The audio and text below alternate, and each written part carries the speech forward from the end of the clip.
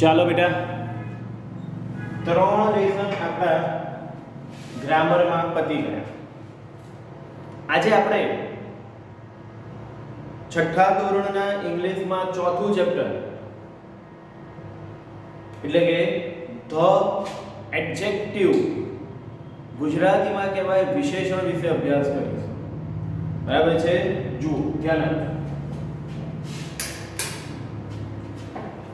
The adjective એટલે કે વિશેષણ. કોઈ પણ સંજ્ઞાવાચક કે સામાન્ય નામની પહેલા ગુણ વર્ણન કરતા શબ્દને એડજેક્ટિવ કહેવાય. એના કરતા હું તમને યાદ કરું, કોઈ પણ વાક્યના અર્થમાં વધારો કરતો શબ્દ, કોઈ પણ વાક્યના અર્થમાં વધારો કરતો શબ્દ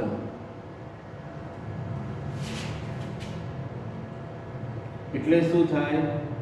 એડજેક્ટિવ. એટલે કે વિશેષણ.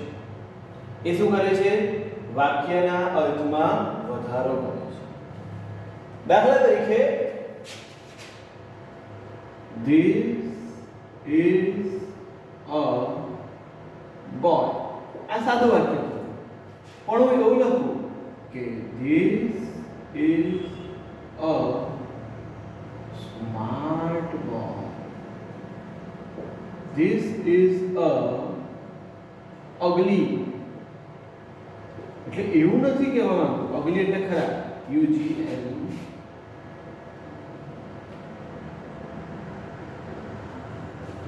એવું નથી કહેવા માંગતો કે ભાઈ સ્માર્ટ એટલે સારી વસ્તુ જ એડજેક્ટિવમાં આવે ને, ખરાબ વસ્તુ પણ આવે ને.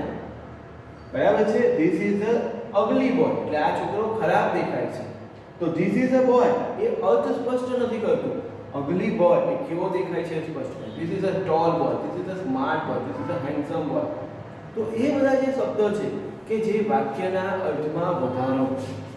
દાખલા તરીકે આપણે બુટ્ટી, વીટી, માળા, ચેન, પગમાં ઝાંઝરા એ બધું પહેરીએ છીએ. કેમ? એ બધું શું છે? તો એ બધું આપણા આભૂષણ છે. શું છે? આભૂષણ. શું છે? કેમ પહેરીએ છીએ આપણે? તો એ આપણા દેખાવમાં, સુંદરતામાં વધારો કરે છે. જેવી રીતે વાક્યના, જેવી રીતે આપણામાં સુંદરતામાં વધારો કરે એવા આભૂષણ, એવી રીતે કોઈ પણ વાક્યનો અર્થ સ્પષ્ટ કરે એ એનું વિશેષણ. આભૂષણ જેવું છે વિશેષણ. જો અ બિગ હાઉસ, તો બિગ એ વિશેષણ છે. અ બ્લુ કાઇટ, પતંગ કેવી છે, રંગ પણ આવે. અ ઓલ્ડ મેન, વ્યક્તિ કેવા છે. ધીસ કે ધેટ વત્તા ઇઝ એડજેક્ટિવની આગળ એ કે એન આવે અને એડજેક્ટિવ પ્લસ નામ એટલે કે નામ.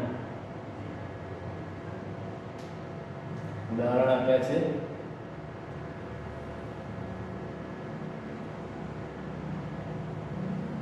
This is a big house.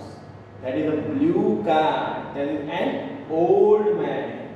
બધા જ વાક્યોમાં વિશેષણની નામ પહેલા, વાક્યમાં વિશેષણ જે નામ હોય એની પહેલા, કારણ કે નામનો જ અર્થ સ્પષ્ટ કરે છે એટલે નામ કરતા કેવું આવે? પહેલા આવે છે. ક્રિયાપદ પછી વાક્યના અંતે વિશેષણ મૂકીએ તો કેવી રીતે? હવે જો છેલ્લે મૂકીએ તો અહીંયા કેવું મૂક્યું? નામની આગળ. જો નામની પાછળ મૂકીએ તો શું થાય છે તે?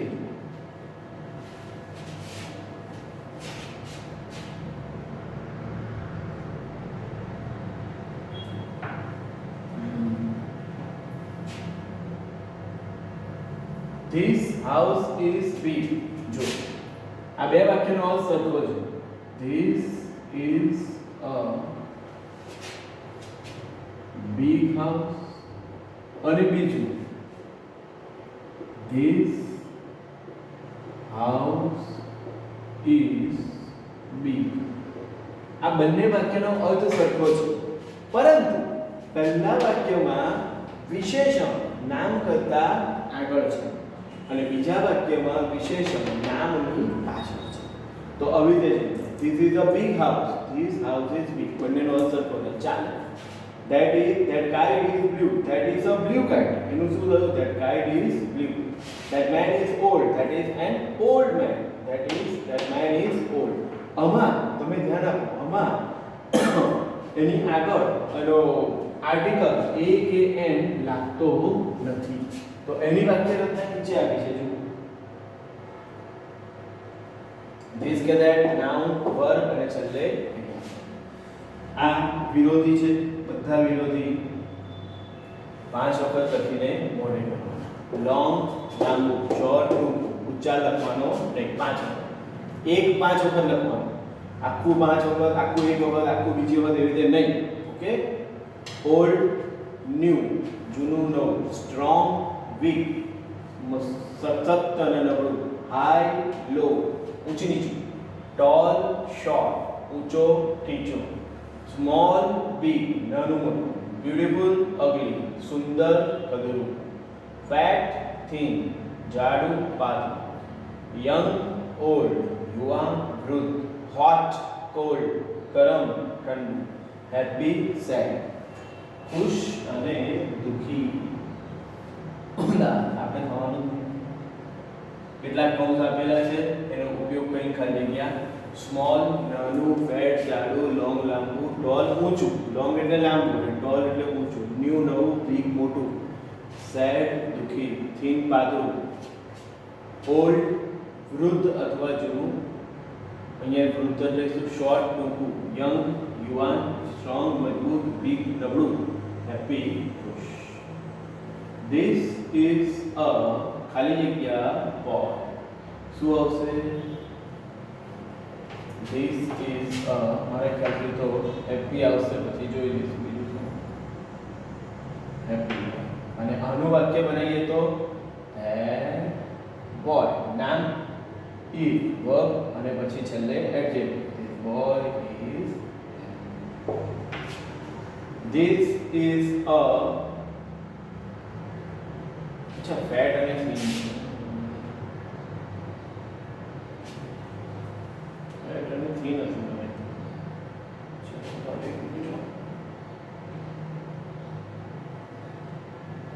બરાબર છે, ફેટ અને થીન છે. That is a thin boy. That boy is. This is a long pencil. This pencil is long. That is a short pencil. That pencil is short. Okay.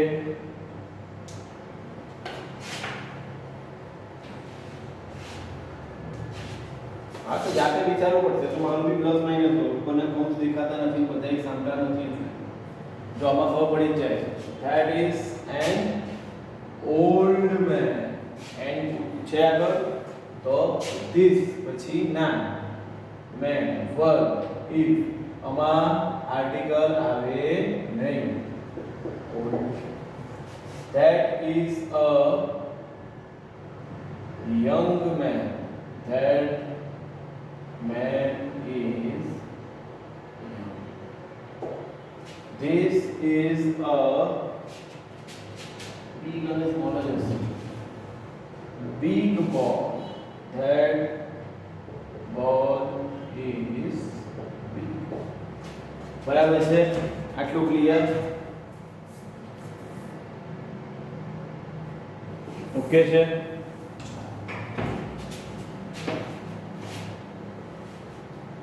Cross પ્રમાણે ક્રોસ ચેક કરી લેજો. હો, કદાચ મારી ભૂલ હોઈ શકે.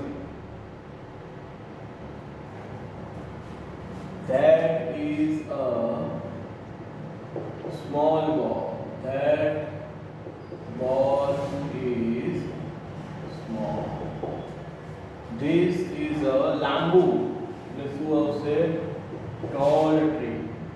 This tree is tall. This is a short tree. નાનું છે ને? That tree is short. Okay.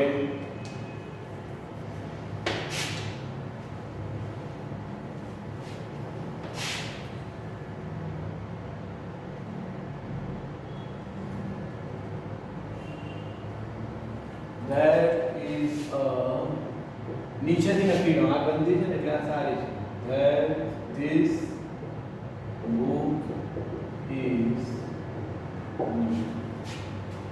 That is an old book. That book is. This is a young man. This man is young. એકનું એક બે વખત આવતું હોય તો ચેક કરજો ઉપર બી યંગ આવ્યું હતું.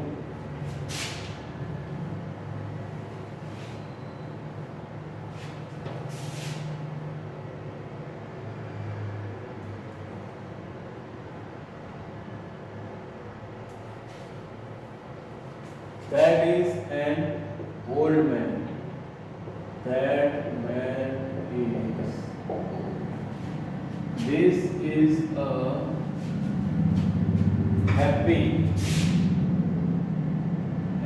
boy. That boy is happy. That is a sad boy. That boy is. Adjective આગળ નાઉનની અને એડજેક્ટિવ નાઉન એટલે કે નામની પાછળ એ જ ગોઠવવાનું છે. Okay done.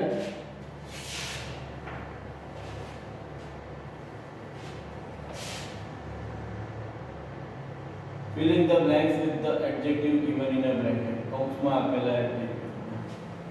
Your friend is. જો આમાં પેલાનું વિરોધી જ જોવાનું. ફેટ છે એટલે અહીંયા શું હશે? કઈ છે લર્થીને આપણે ઉડાવી દીધું.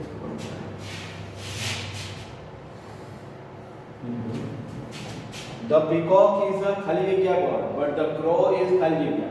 peacock કેવું હોય? peacock સુંદર હોય એટલે આવશે beautiful. અને crow કેવું હોય? ગંદુ દેખાય એટલે શું આવશે? ugly. UGLY. એડજેક્ટિવ નો અર્થ એવો નથી કે સારી જ વસ્તુ લેવાની બેટા. અગલી ખરાબ છે પણ એ એડજેક્ટિવ તરીકે તો લેવાય છે, વર્ણન કરે છે. Mister Modi lives in a ખાલી જગ્યા house but his brother in a small છે એટલે સ્મોલ જોડે શું હશે? big.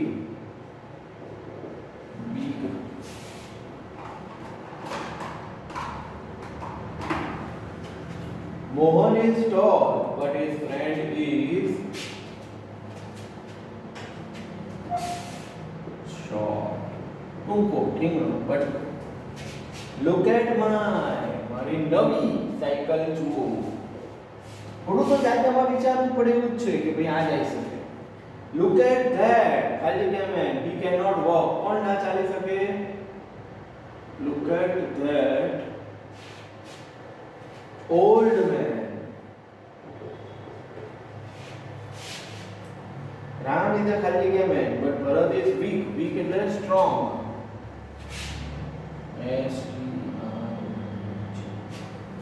કેટલા રહ્યા? thick રહ્યું, cold રહ્યું, soft, hot અને young. ઓકે વિરોધી લખવાના છે. વિરોધી ના આવડે આપણને વિરોધી હતા ને એ જ છે એટલે એમાંથી જ આજુબાજુ બેઠા તો નામ જ નહીં.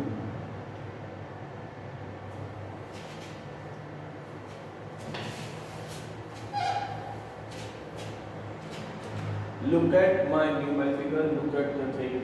Haridbhai is an old man, but Mohanbhai is a young man. He is hot. The grass એટલે ઘાસ. ઘાસ કેવું હોય? પોચું એટલે કે soft. આઈસ્ક્રીમ કેવો હોય? ઠંડો, cold. This book is thin but that book is thick. thick એટલે કે ઓકે પડે ખબર? તો આજની એક્સરસાઇઝ એકદમ સહેલી હતી. બરાબર? વિડિયો જોઈને કોમેન્ટ કરી અને લખી નાખો. ઓકે.